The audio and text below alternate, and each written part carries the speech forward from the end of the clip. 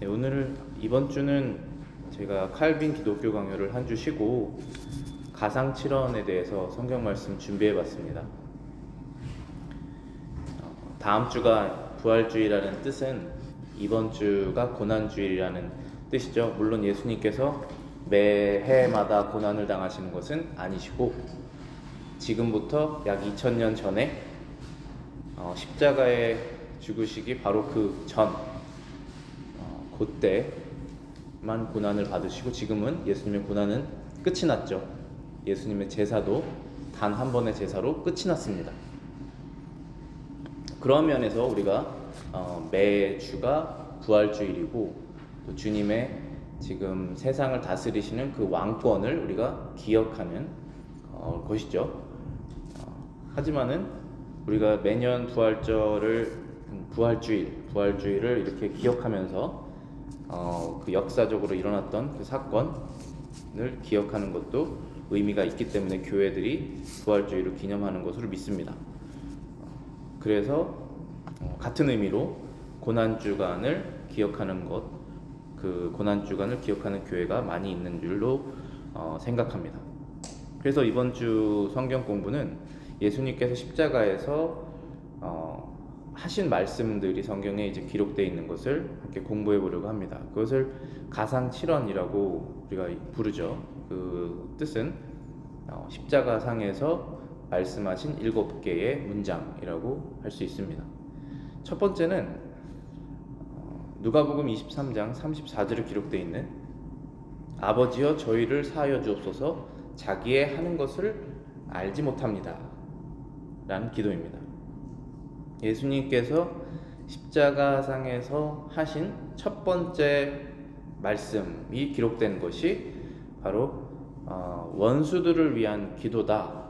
그리고 특별히 그들의 영혼이죠. 그들의 영혼을 위한 기도다라는 것이 저희들에게 의미하는 바가 많은 줄로 믿습니다. 예수님께서 이 땅에 내려오실 이유가 없으셨죠. 본인 스스로에게는. 그러나 하나님 아버지의 뜻에 따라서 그리고 그 뜻에 전적으로 동의하심에 의해서 성부, 성자, 성령 중에 이격이신 성자께서 낮은 모습으로 이 땅에 오신 것입니다. 그것도 사람으로 오신 것입니다. 마리아의 몸을 통해서 이 땅에 오시고 사람들에게 말씀을 전해주시고 십자가에서 죽으시기 위해서 오신 것입니다. 결국은 예수님께서 이 땅에 오신 이유는 그 사람들의 영혼을 위해서 오신 것이죠. 그런데 예수님을 구원자로 믿지 못하는 많은 사람들이 예수님을 십자가에 못 박았고 특별히 더욱더 안타까운 사실은 구약 시대죠. 구약 시대에 선택받은 하나님의 유일한 백성, 전 세계 여러 민족들이 많이 있는데 유일하게 선택받은 민족이 이스라엘 백성이죠. 근데 이스라엘 백성은 그 감사함을 잊고 하늘의 영적인 그러한 축복을 잊고 이 세상적인 것에 포커스를 맞추면서 결국은 예수님을 십자가에 못 박는 일까지 하게 되는 것입니다. 거의 지금 무슨 상태냐 하면 장님의 상태가 된 것입니다. 어느 방향으로 갈지도 모르고 계속 가는 것이죠. 멈출 수는 없습니다. 본인의 죄성 때문에. 그런데 그 죄성 때문에 예수님을 십자가에 못 박기까지 한 것입니다. 그들의 욕심 때문에.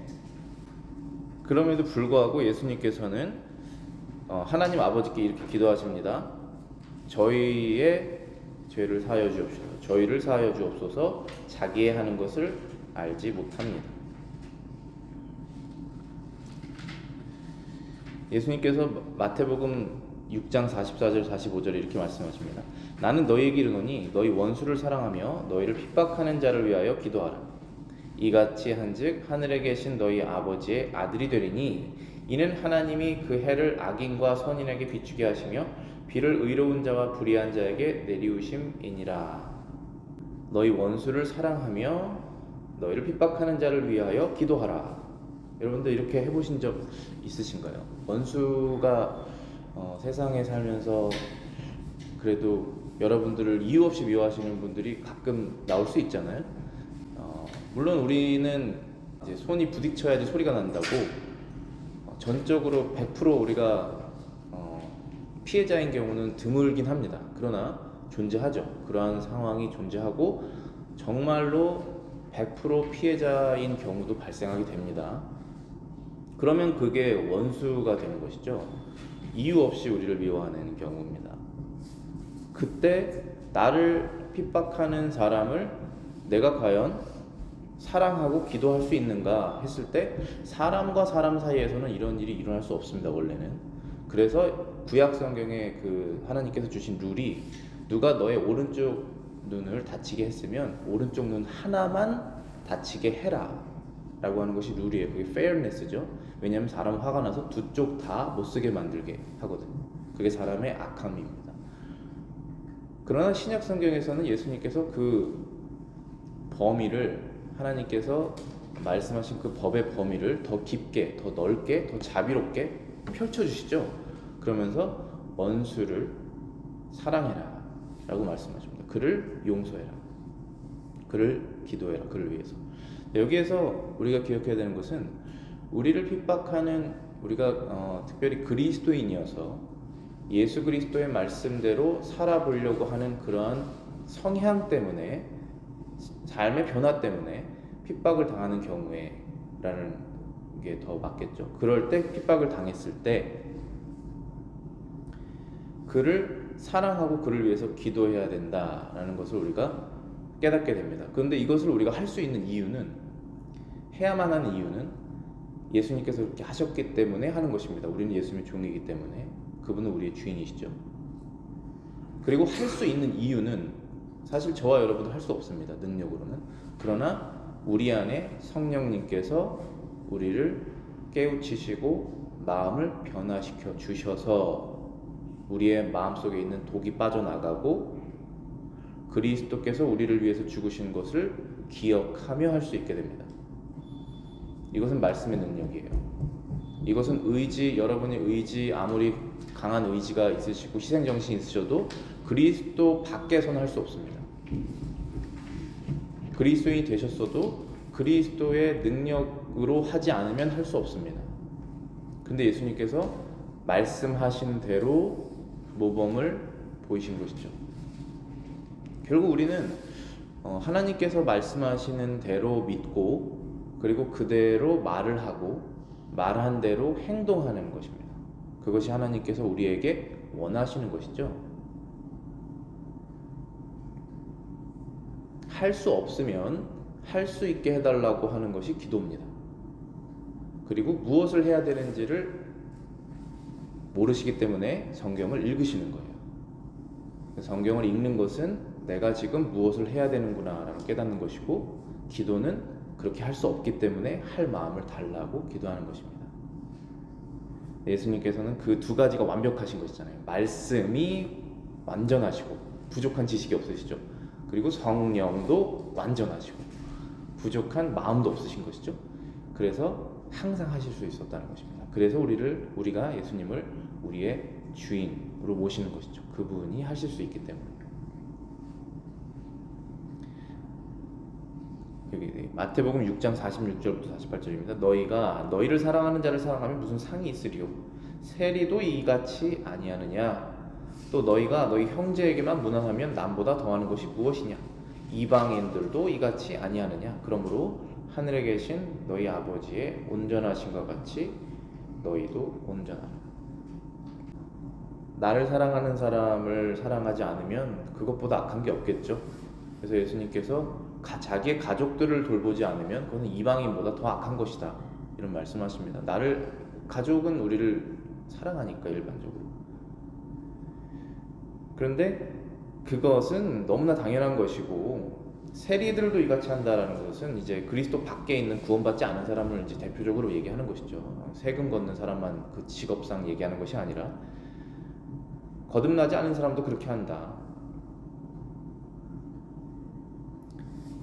그렇기 때문에 너희를 핍박한 원수들을 위해서 기도하라. 그들의 영혼이 회개하여 거듭날 수 있도록, 그리스도 안에서 구원을 얻을 수 있도록 기도하라 라고 말씀하시는 것입니다. 그래서 예수님께서 이 말씀대로 십자가상에서 그렇게 기도하신 거예요. 자신을 십자가에 죽이라고 외쳤던 유대인들, 로마 군인들, 그리고 양쪽에 매달려 있었던 강도들을 위해서 기도하셨겠죠. 기도하신 것입니다. 우리도 이렇게 기도해야 됩니다.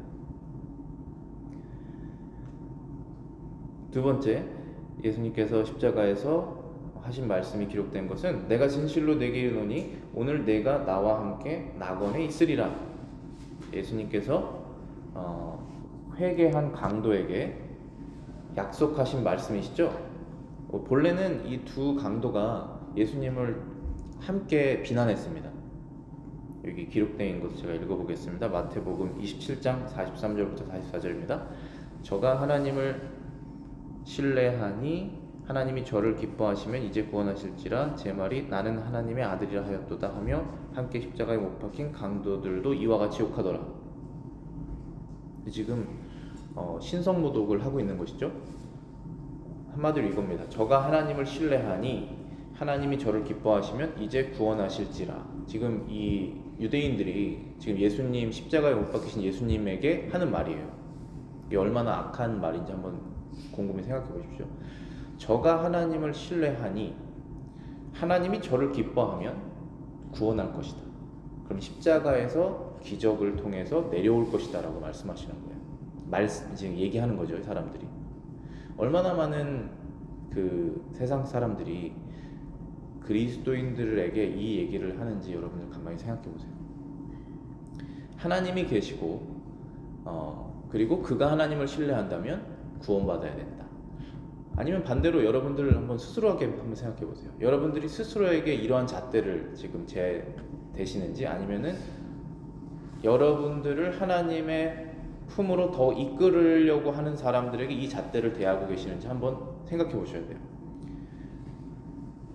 이게 뭐냐면은 구원이라는 게 이 세상 구원을 말하는 것입니다. 세상에서 문제에서 빠져나와서 해결되는 것을 구원으로만 생각하는 거예요. 그러니까 세상이 사람들이 만든 우상이 다 이 구원을 찾는 것이 아니겠습니까? 내가 가난했다면 가난으로부터 벗어나는 구원, 내가 병이 있다면 병으로부터 벗어나는 구원, 우리 집안에 이러한 문제가 있다면 이런 문제로부터 벗어나는 구원. 뭐 각자의 기준이 다 다르겠지만은 이 땅에서의 구원을 추구하는 거잖아요. 그러니까 유대인들이 지금 시선이 완전히 이 땅에 지금 포커스가 맞춰져 있는 거예요. 그래서 십자가에서 죽는 것은 하나님의 구원의 방법이 아니다라고 자신이 정의를 벌써 했습니다. 그 정의에서 벗어나기 전까지는 이 모든 하나님의 구원의 방법이 이해가 안 되는 거예요. 내가 그리스도인인데 왜? 내가 이렇게 하나님께 헌신을 했는데 왜? 내가 이렇게 종교적으로 열심히 했는데 왜? 내가 이렇게 희생적으로 했는데 왜? 내가 나의 것을 추구하지 않고 누구누구를 위해서 살았는데 왜? 라고 계속 퀘스천 마크가 따라올 수밖에 없습니다. 하늘의 구원에 대해서 바라보지 않는다면 그러면 그 마음은 기쁨이 없죠. 그 마음은 참 종교를 찾을 수 없죠. 그 마음은 예수님을 따를 수 없습니다. 거기에서 회개하고 하늘의 시선을 두며 영적인 것, 하늘의 것을 추구하면서부터 바뀌게 되죠. 기도가, 그 생각이. 그런데 이때 십자가에 못 박힌 강도들도 이들과 같이 욕했다라고 하는 것입니다. 그런데 이제 이 중에 한 명이 회개를 합니다. 하나님 아버지께서 이 둘 중에 한 명의 강도를 불쌍하게 여기신 거예요. 예수님께서 기도하신 그 기도를 들으신 것입니다. 그래서 그 자리에서 회개하는 일이 발생합니다. 발생할 수 있습니다. 사람이 단번에 회개할 수 있어요. 하나님의 능력이 그렇게 크십니다. 능력도 크신데 인내도 어마어마하세요. 끝까지 참아내시는 것입니다. 그 모욕적인 말을. 그리고 어떻게 하십니까? 참아내시고 때가 되면 내가 반드시 너를 죽이리라 하는 것은 나중이에요. 그러나 지금은 은혜의 때입니다. 지금은 은혜롭게 그에게 구원을 주시는 거예요. 누가복음 23장 39절부터 42절입니다. 달린 행악자 중 하나는 비방하여 이르되 내가 그리스도가 아니냐 너와 우리를 구원하라 하되 하나는 그 사람을 꾸짖어 이르되 내가 동일한 정죄를 받고서도 하나님을 두려워하지 아니하느냐. 우리가 행한 일에 상당한 보응을 받는 것이니 이에 당연하거니와 이 사람이 행한 것은 옳지 않은 것이 없느니라 하고 이르되 예수여 당신의 나라에 임하실 때에 나를 기억하소서. 이 강도는 완전히 회개했습니다. 이건 100% 회개한 사람의 고백이에요. 무슨 고백을 했냐면은 다른 이 강도를 꾸짖으면서 동일한 정죄를 받고도 하나님을 두려워하지 않느냐. 하나님에 대한 두려움이 생긴 거예요. 너가 그렇게 많은 죄를 지어놓고서는 하나님 앞에서 두려움을 갖지 않느냐. 그리고 41절입니다. 우리가 행한 일에 상당한 보응을 받는 것이 당연하다. 저와 여러분들이 그리스도께서 십자가에서 우리를 위해서 죽으시지 않았다면 영원한 형벌 심판을 받아야 되는 것이 당연합니까? 아니면 당연하지 않습니까? 저는 당연하다고 믿습니다. 우린 당연히 하나님의 심판을 받아야 되는 사람이에요. 그것을 당연하다라고 믿지 않으면 할 말이 생기게 되죠. 그리고 불평이 생기게 됩니다. 그리고 하나님의 결국은 여러분이 불평하는 그 불평의 끝은 그 불평한 것을 존재하게 하신 하나님입니다. 그래서 하나님께 불평을 하게 됩니다. 회개가 무엇이냐면 당연한 것을 당연하게 깨달으면서부터 그게 회개가 생기는 거예요. 그래서 이 강도는 지금 깨달았습니다. 우리는 벌받는 것이 마땅하고 하나님 앞에서 벌받는 것도 마땅하다. 세상의 벌도 마땅하고 하나님 앞에서의 벌도 마땅하다. 그러나 이분은 세상 죄를 지지 않으시고 어떠한 죄도 지지 않으셨다. 하나님의 나라가 바로 예수님의 나라다 라는 것을 믿게 되었습니다. 그래서 고백합니다. 예수여 당신의 나라에 임하실 때에 나를 기억하소서 하니 예수님께서 응답하십니다. 내가 진실로 내게 이르노니 오늘 내가 나와 함께 낙원에 있으리라. 그날 죽었습니다. 이 강도도 죽었고 예수님도 목숨이 끊어지셨습니다.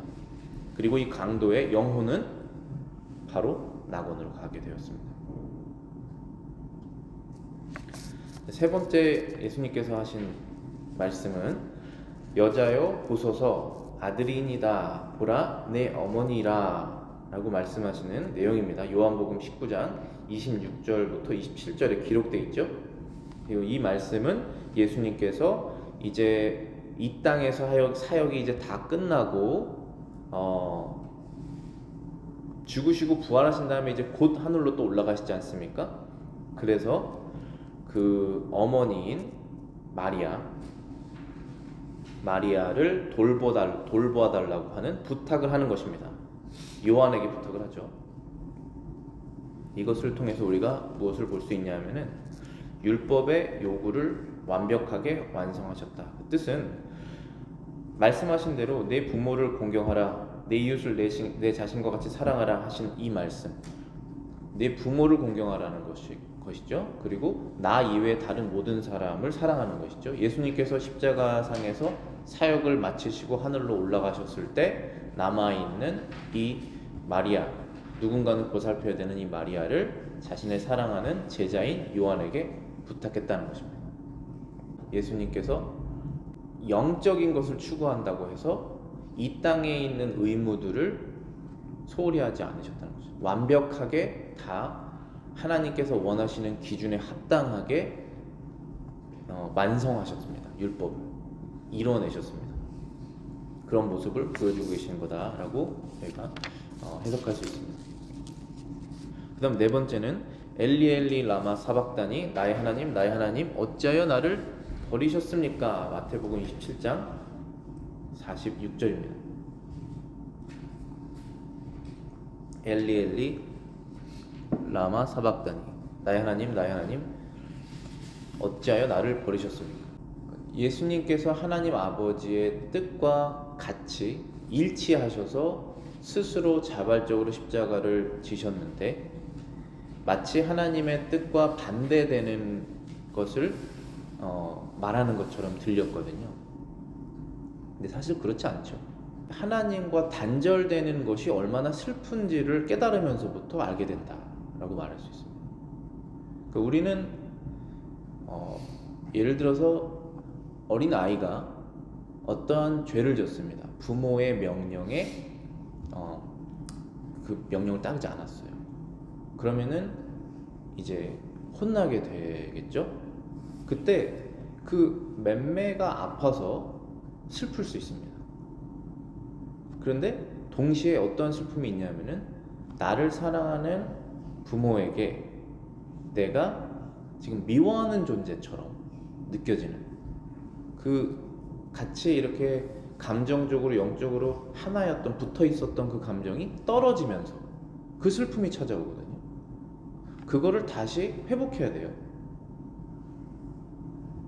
그렇지만 회복하기 전까지는 그 슬픔이 있습니다. 그게 저와 여러분들이 죄를 졌을 때 하나님과 단절되는 슬픔을 느끼는 거예요. 하나님은 거룩하시기 때문에 우리가 거룩한 상태가 아니면 하나님과 같이 있을 수 없습니다. 그럼 하나님과 같이 있을 수 없으면 우리는 외로운 존재예요. 공허한 것을 따르게 되거든요. 공허한 것을 따르면 답이 있는 것 같은데 허무함만 있습니다. 그래서 슬퍼져요. 그래서 하나님께 다시 나아가서 그분과 같이 있어야 됩니다. 그런데 있을 수 있는 방법은 죄를 안 지어야 되는 것인데 안 지을 수가 없지 않습니까? 그래서 그리스도가 우리와 하나님 사이에 매개체가 되셔서, 중보자가 되셔서, 중간 인물이 되셔서 그분을 통해서 죄를 용서받고 완전한 의로 깨끗한 옷을 입은 것처럼 여겨져서 하나님께 다시 나가는 것입니다. 그러면 하나님께서 나를 받아주셨구나 라고 하는 믿음으로 다시 가는 것이죠. 근데 그 믿음은 어디서 생기셨습니까? 누가 그렇게 알려주셨어요? 성경이 알려주셨죠. 그렇기 때문에 그리스도인들은 이 하나님의 이 약속의 말씀을 믿고 그 말씀에 믿음에 기반해서 내 생각과 마음을 거기에 맞추고 그리고 하나님께 나아가는 것입니다. 이것은 어떤 종교 행위가 아니에요. 우선 우리의 행위가 포함되지만 믿음에 기반한 생각과 마음입니다. 그리고 행동이죠. 그래서 예수님께서 지금 어찌하여 나를 버리셨습니까? 라고 하는 이 말씀은 죄가 없으신 분이 한 번도 죄라는 것이 무엇인지 경험해보지 않으신 분이 세상의 모든 죄, 저와 여러분들의 죄를 포함해서 세상 사람들의 모든 죄가 얼마나 무게가 크겠습니까? 얼마나 그 깊이가 깊고 얼마나 더러운 것이 많겠습니까? 그것을 다 지고 마치 그 죄를 지은 사람처럼 하나님 앞에 서 있는 것입니다. 지금.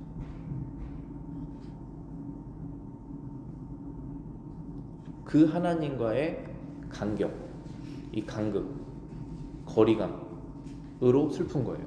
여러분들 뭐 때문에 슬프십니까? 인생에서 하나님과의 거리감이 생겼을 때 여러분이 슬프신 거예요. 결국은 생각해 보세요. 여러분들의 일상생활에서 어려움이 찾아와서 슬픈 것이 아닙니다. 어려움이 찾아와서 그 어려운 상황으로 인해서 내가 죄를 지었기 때문에 슬픈 거예요. 그래서 어려운 상황이 해결되면 행복이 찾아올 것 같지만 그렇지 않습니다. 죄가 해결돼야 행복이 찾아옵니다. 어려운 상황을 그럼 왜 주시느냐? 다시 여러분들을 회개해서 하나님과의 가까이 있는 상태로 불러들이시기 원해서 하나님께서 그 상황을 사용하시는 거예요. 예수님의 고백은 바로 그것입니다. 하나님과의 영적으로 단절된 슬픔의 고백입니다. 다섯 번째는 내가 목마르다. 요한복음 19장 28절입니다. 내가 목마르다. 이 말씀은 그 말 그대로 목이 마르다고 말씀하시는 거예요. 왜냐하면 사람의 몸속에 수분이 많이 있지 않습니까? 피도 수분으로 되어 있고 피와 물을 다 쏟으신 후에 이제 바로 죽기 전에 우리 몸에서 수분이 빠져나가면 우리는 죽게 되죠. 그때에 극심한 고통을 느끼게 된다고 합니다. 그때 그 고통이 목마른 고통입니다. 목이 마르다라고 말씀하시는 거예요. 이 말씀을 우리에게 전해주신 이유는 이렇게 말로 우리에게 들려주시고 지금 요한이 기록했지 않습니까? 그래서 지금 우리도 2000년 후에 있는 우리도 이 말씀을 듣고 목이 마르셨다라는 것을 알 수 있도록 알려주신 거잖아요. 그 목적은 무엇이냐 하면은 예수님도 우리처럼 육적인 약함을 다 겪으셨구나 라는 것을 알려주시는 거예요. 그러니까 이 세상 사람들이 만든 우상 종교는 사람과 아무리 합쳐지려고 해도 합칠 수가 없습니다. 왜냐하면은 그들이 만드는 우상은 사람이거나 신이거나 둘 중에 하나이기 때문에. 그래서 만약에 사람이면은 죄인이기 때문에 신이 될 수가 없고 전적으로 의지할 수가 없습니다. 왜냐하면 죄가 들어있지 않습니까? 그러니까 여러분들이 누군가를 신으로 어떤 사람을 여기는 순간 실망하게 되잖아요. 왜냐하면 죄성이 살아있으니까 그 사람도. 그래서 신이 될 수 없습니다. 그러면은 사람이 아닌 신은 어떠한 신이냐 하면 우리의 연약함을 이해할 수가 없는 신이에요. 왜냐하면 모든 것을 완벽하게 갖고 있기 때문에 한 번도 나의 어려움을 공감해 본 적이 없는 신이기 때문에 뭔가 거리감이 있고 차갑게 느껴지고 이해할 수가 없는 내 마음을 것이다 라고 생각하지 않습니까? 근데 예수님은 그렇지 않으세요. 완전하신 하나님이시기 때문에 우리가 전적으로 신뢰할 수 있을 뿐더러 완전하신 사람으로 오셨기 때문에 우리의 연약함을 전적으로 이해하실 수 있다는 것이에요. 그래서 그분이 우리의 주님이십니다. 우리의 목자시고.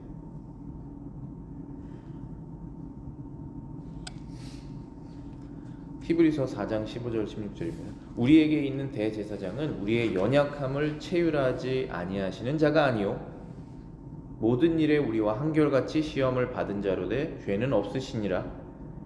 그러므로 우리가 긍휼하심을 받고 때를 따라 돕는 은혜를 얻기 위하여 은혜의 보좌 앞에 담대히 나아갈 것이니라.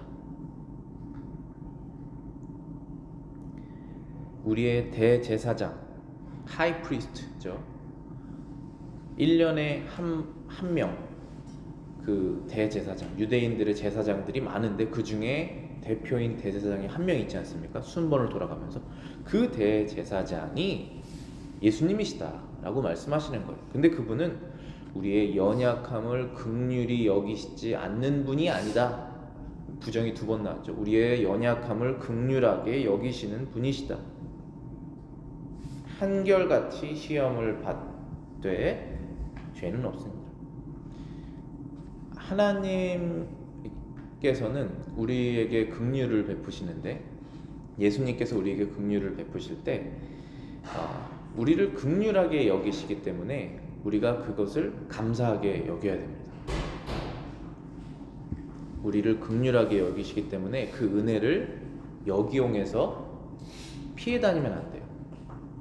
감사한 마음으로 나아가는 것이죠. 그래서 우리의 연약함을 긍휼히 여기시는 분이십니다. 그런데 긍휼히 여기실 수 있는 이유는 우리와 한결같이 시험을 받은 분이시기 때문입니다 라는 것입니다. 여기에서 시험을 받은 분이시지만 죄는 없으시다 라고 하는 부분이 참 신비로운 부분이에요.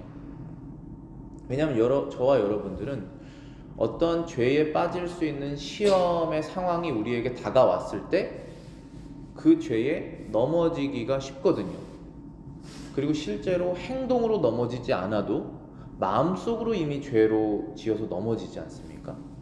근데 예수님께서는 수많은 죄의 유혹과 여러 가지 텐션이 있었을 텐데 거기에서 생각으로도 죄를 짓지 않으셨다라는 부분이 중요한 것이고, 그리고 우리랑 연관되는 부분은 그 모든 것들을 다 경험하셨다는 것도 중요한 것이에요. 그래서 긍휼한 마음을 갖고 계셨다는 것입니다. 갖고 계신다는 것이고, 또 때를 따라 은혜를 얻기 위하여 은혜의 보좌 앞에 담대히 나아오라고 우리에게 알려주시는 거예요. 그러니까 여러분들이 예수님께서 그러니까 예수님께 얘기하지 못할 것은 없는 것이죠.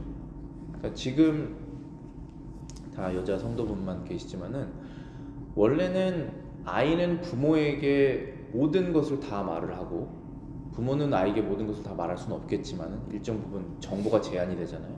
아이의 지적 능력에 따라서. 그런데 아이는 다 말할 수 있죠. 그리고 결혼을 하면은 남편과 아내는 모든 것을 다 말해야 되잖아요.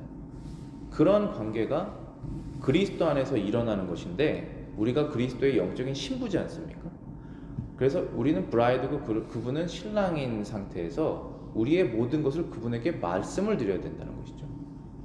그런데 그분에게 이것까지 말해야 되는 건가라고 하는 것으로 여러분들의 말하는 것을 제한하신다면 여러분들은 지금 이 말씀을 믿지 않으시는 거예요.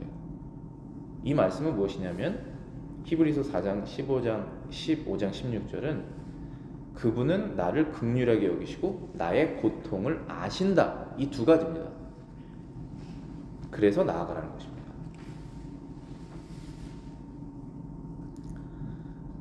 생활의 고통도 아시고 영적인 고통도 아신다고 말씀하신 것입니다. 여섯 번째는 다 이루었다. 요한복음 19장 30절 말씀입니다. 다 이루었다. 이제 예수님께서 죽으시고 바로 직전에 또 하신 말씀이시죠. 다 이루었다. 근데 무엇을 다 이루었다라고 하는 걸까요? 지금 유대인들은 예수님을 십자가에 못 박자라고 한 사람들은 자신의 뜻이 이루어졌다라고 생각했을 텐데 예수님께서는 십자가에서 이제 막 힘이 없는 것처럼 죽으시는 상황에서 다 이루었다라고 말씀하시는 거예요. 이제 자신이 죽으셔야지 하나님의 백성들의 죄가 없어지기 때문에 그런 것입니다. 이 죽음에 저와 여러분들의 구원의 보증이 있는 거예요. 하나님 앞에 나가셔서 우리 이제 마지막에 죽은 다음에 하나님 앞에 쓸 거 아니겠습니까? 우리 죄를 물어보실 거 아니에요. 각 사람의 행한 대로 보응하신다고 하셨기 때문에. 그때 우리는 무슨 말을 할 수 있습니까? 십자가에서 우리의 죄를 다 지고 죽으셨다라고 성경에서 약속하고 말씀하시지 않으셨습니까? 라고 하는 그 믿음을 들고 나가는 것이죠. 다 이뤘다라고 말씀하시지 않았습니까? 그때 다 끝난 거예요. 그래서 더 이상 죽으시지 않습니다. 더 이상 우리는 제사 드리지 않아요. 성찬은 제사가 아닙니다. 이미 죽으신 그것을 기억하고 셀레브레이트를 하는 거예요. 리멤버런스를 하는 것입니다. 지금 가톨릭에서는 매주 제사를 드리잖아요. 제사가 아닙니다. 그거는 예수님을 한 번 죽이고 두 번 죽이고 몇 번을 죽이는 것인지 몰라. 그것은 신성모독이에요. 절대로 그렇게 하면 안 돼요. 이미 다 끝났어요. 끝난 것을 기억하는 것입니다. 히브리서 7장 27절입니다. 그는 저 대제사장들이 먼저 자기 죄를 위하고 다음에 백성의 죄를 위하여 날마다 제사 드리는 것 같이 할 필요가 없으니 이는 그가 단번에 자기를 드려 이루셨음이니라. 단번에라고 되어 있죠. once라고 되어 있습니다. 영어로는 한 번에, 단번에 자기를 드려서 하나님의 그 만족, satisfaction이죠. 그것을 이루셨기 때문에 이제는 날마다 everyday sacrifice를 드릴 필요가 없고 대제사장이 1년에 한 번씩 드리는 제사도 드릴 필요가 없게 되었다라는 것이죠. 십자가에서 끝나셨다라는 거예요. 저와 여러분들의 지금 상태는 아직도 옛사람이 우리에 남아있어서 영적인 싸움을 해야 되는 것은 사실이지만 지금 우리가 당장 죽어서 하나님 앞에 나갔을 때 그 영적 싸움을 너네가 못 끝냈다라고 말씀하시지는 않는다는 거예요. 왜냐하면 법적으로 이건 legal statement예요. 법적으로 죄가 해결됐다라고 예수님께서 말씀하시는 거예요. 이것이 끝났다라고 말씀하시는 것입니다. 그래서 알려주시는 거예요. 이제 끝이 났다. 다 이루었다. 그것을 위해서 이 땅에 오신 것이었죠. 그래서 그 목적을 이루셨습니다. 마지막 일곱 번째 말씀은 아버지여 내 영혼을 아버지 손에 부탁하나이다. 누가복음 23장 46절에 기록되어 있는 말씀입니다. 이 말씀은 예수님께서 죽음 후에도 그 영혼이 아버지 하나님 손에 안전하게 보호될 것이라고 하는 고백입니다. 죽음 후에 그 영혼은 어느 알 수 없는 곳에 돌아다니지 않죠. 그 영혼은 그 데스티네이션이 정해져 있습니다. 죽는 그 순간 그 영혼은 하나님께로 불려갑니다. 그런 의미에서 아버지 손에 있다라고 고백하는 것입니다. 저와 여러분들의 영혼도 마찬가지죠. 지금 우리의 몸도 아버지 손에 지금 붙들려 있지만 우리의 영혼도 하나님 손에 붙들려 있습니다. 그래서 이렇게 고백하신 것입니다. 빌립보서 1장 20절부터 21절입니다. 나의 간절한 기대와 소망을 따라 아무 일에든지 부끄럽지 아니하고 오직 전과 같이 이제도 온전히 담대하여 살든지 죽든지 내 몸에서 그리스도가 존귀하게 되게 하려 하이니 이는 내게 사는 것이 그리스도니 죽는 것도 유익함이니라. 이 세상 누가 과연 이런 고백을 할 수 있습니까? 사는 것도 그리스도를 위해서 사는 것이고 죽는 것도 그리스도를 위해서 죽는 것이니 사는 것도 유익한 것이지만 죽는 것도 유익한 것이다. 죽음을 두려워하여서 이 세상에 종이 되어서 산다고 그러잖아요. 그런 사람들이 있는 곳이 이 세상인데 우리도 그 가운데서 살았었고, 근데 이제는 목숨도 하나님의 것이니 죽는 것도 유익하다. 물론 우리가 죽음의 시간을 우리가 앞당기고 그런 건 죄이죠. 하나님께서 우리에게 주신 생명을 끝까지 효율적으로 쓰기 위해서 열심히 삶을 살아가고 운동을 하고 계획을 하고 열심히 살아가는 것입니다. 최대한의 하나님의 영광을 돌리기 위해서. 그러나 하나님께서 부르셔서 이때까지다 라고 해서 내가 하나님께로 불려갔다면 그것도 유익이다 라고 고백하는 것입니다. 왜냐하면 그의 영혼이 하나님의 손에 붙들려 있고, 그리고 그도 죄인이지만, 바울도 죄인이지 않습니까? 우리랑 똑같이. 그러나 그도 죄인이지만 십자가에서 예수님께서 다 이루었다라고 하는 그 법적인 이 말씀, 이것을 바울이 확실하게 믿었기 때문에 그랬다는 것입니다. 우리의 죄가 완전하게 해결되었다. 지금 이 상태, 영적 싸움은 계속 하고 있지만 법적으로는 끝났다는 것입니다. 실제적으로 일어나고 있지만 그것을 확실히 믿기 때문에 완전히 죽음에서 뭐가 되었습니까? 자유로운 것이죠. 두려움이라는 것이 사라진 것이에요. 그래서 이러한 고백을 할 수 있는 것입니다. 그 영혼이 하나님 손에 붙들려 있다는 것을 믿기 때문입니다. 이 7가지가 예수님께서 십자가에서 하신 그 말씀이고, 우리가 고난주간을 기억하기 위해서 함께 성경 공부 나눠봤습니다. 기도하고 마치겠습니다.